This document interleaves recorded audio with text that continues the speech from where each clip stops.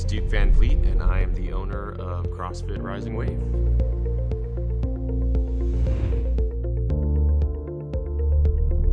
The first thing that I wanted to do is get my ducks in a row legally. So I had an athlete whose husband was a lawyer, so he took a look at everything and helped get me set up. So that was the first thing, was to take care of all the P's and Q's in regards to that. It's important that when you begin the process of opening a business, whether it's CrossFit or anything else, you speak to a lawyer right away. Let someone else who's an expert at that tell you how to do it. So at the very least, you don't have to worry about that anymore. And speak to other box owners, but those are simple things for sure that a lawyer will tell you about.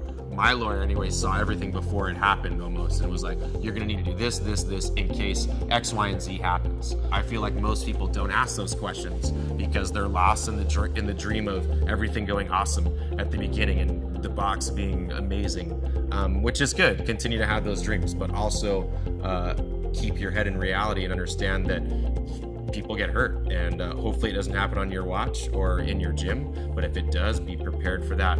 Have your protocol in place. Make sure the coaches understand what that protocol is, and do everything you can to protect yourself as well as your members, for sure. There are just so many other things that you don't imagine when you become a box owner, and those other costs. Like, you always think about the big ones, like your equipment and your affiliation fee, but there's all these little things that you have to do and take care of and pay for,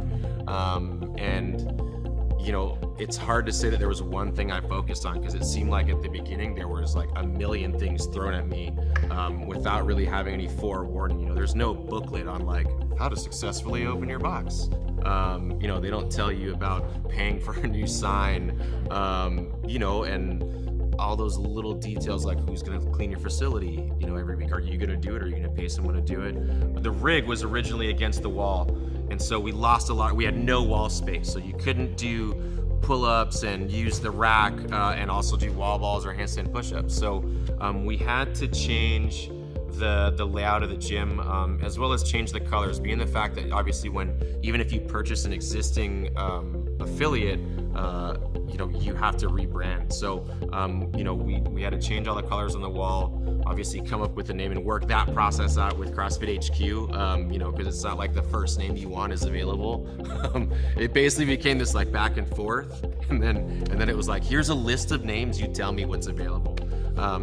So there was a lot that had to happen. I would say the first really 2 months, almost every weekend was spent just working on something in the gym, just to get it to where at least I wanted it to be for the members. I wanted them to come in, especially at the beginning, and be like, oh, that's new, or and just really see that myself, and my wife, that we're very serious about creating the best environment possible for their for their desires, for their needs and wants, for their fitness. We spent like all our savings and to own this gym, and the first 2 weeks I can remember a couple times having my hands in my face in my hands at like 2 a.m, sitting in my desk and crying to myself, kind of thinking like I just wasted like my whole family savings, like I screwed up my life, my kid's life. There were just so many things that came up, and it was tough. So I would take about 5 minutes and go, yeah, this sucks.